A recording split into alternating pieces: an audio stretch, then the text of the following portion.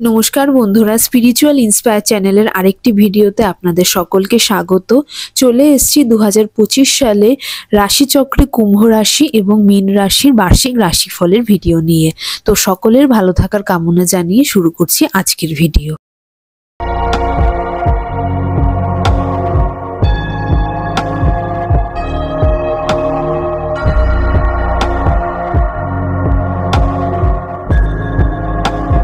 কুম্ভ রাশি 2025 সাল কুম্ভ রাশি জাতক জাতিকাদের জন্য সুযোগ এবং চ্যালেঞ্জের মিশ্রণ নিয়ে আসছে। মার্চ মাসে আপনাদের ফার্স্ট হাউস থেকে শনি সেকেন্ড হাউসে প্রবেশ করবে, যা আপনাদের জীবনে গুরুত্বপূর্ণ দিকগুলি যেমন অর্থ, পরিবার এবং ব্যক্তিগত বৃদ্ধিতে প্রভাবিত করবে। একইভাবে বৃহস্পতি মে মাস পর্যন্ত আপনাদের গার্হস্থ্য জীবনে আনন্দ এবং সৃজনশীলতা বাড়াবে। এরপরে আপনি জীবনের রোম্যান্স এবং শিক্ষার সুযোগ সুবিধা পাবেন।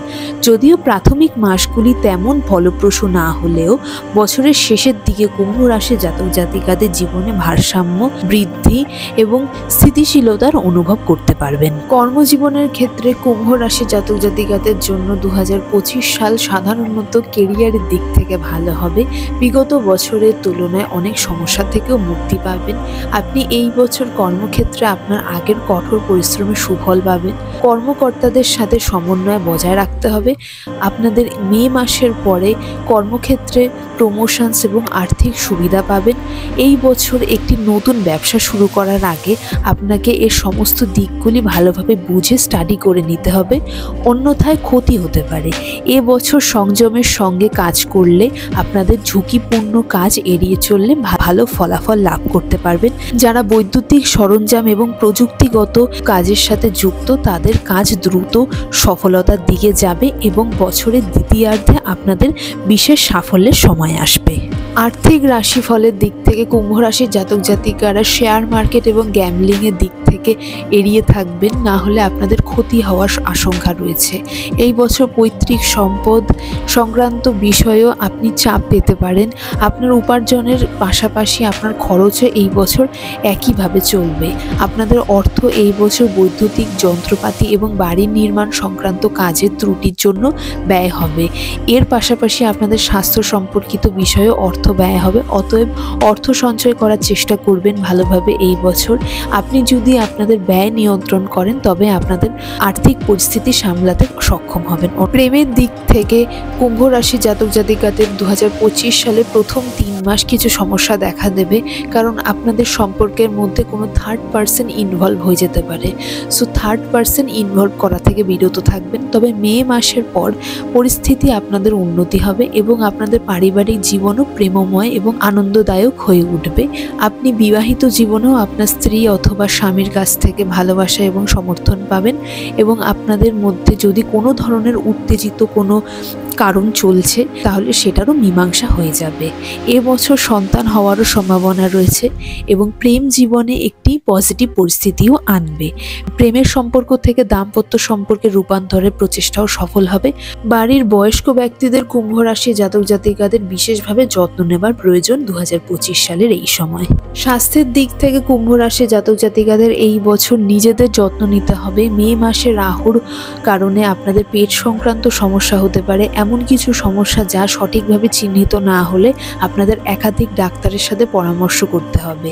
মহিলারা এই বছর সন্তান ধারণের সুখ পেতে পারেন এবং আপনাদের জন্য গুরুত্বপূর্ণ উপদেশ হচ্ছে আপনাদের খাওয়া এবং জীবনযাত্রার ধারণকে ভারসাম্যপূর্ণ করা, যোগব্যায়াম করা, মেডিটেশন ইত্যাদি স্পিরিচুয়াল কর্মকাণ্ডের সাথে যুক্ত থাকলে আপনাদের স্বাস্থ্যের দিক থেকে ব্যালেন্স চলবে।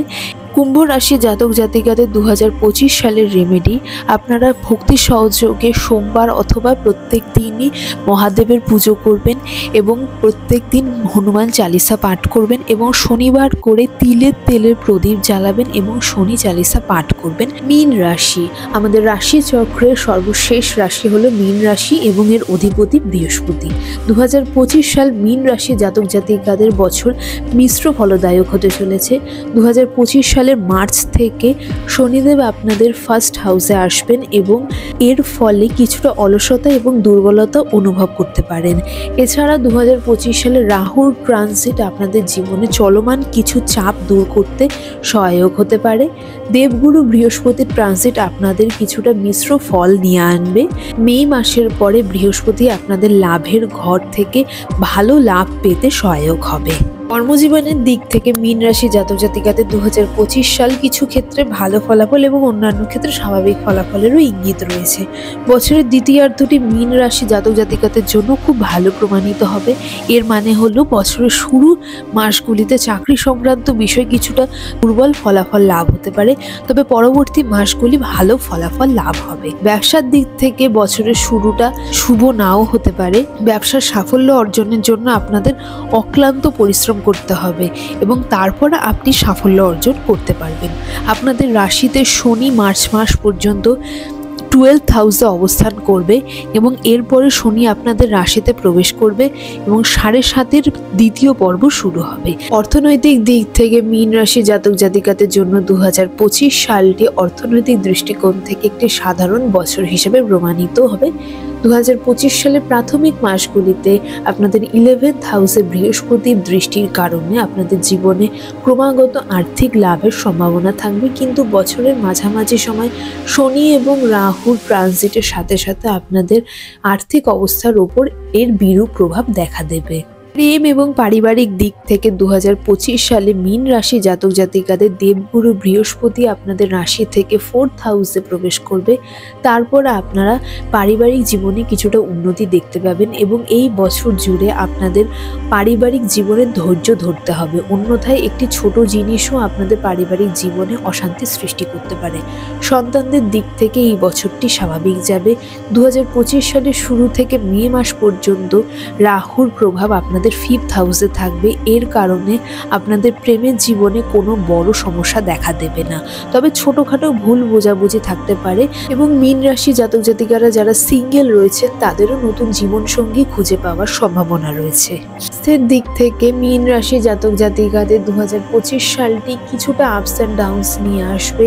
সারা বছর আপনাদের স্বাস্থ্য সম্পর্কে আপনাকে বিশেষভাবে সচেতন থাকতে হবে।